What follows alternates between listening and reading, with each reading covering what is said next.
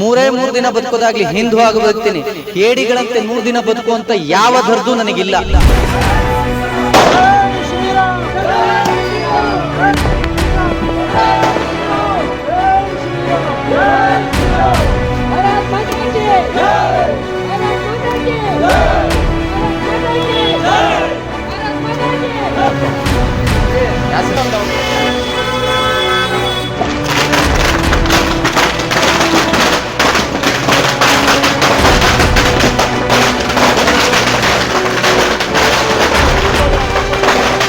ನನ್ನ ಹುಟ್ಟುಗುಣ ಪ್ರಶ್ನೆ ಮಾಡೋದು. ನಾನು ಪ್ರಶ್ನೆ ಮಾಡ್ತಾನೆ ಇರ್ತಾನೆ.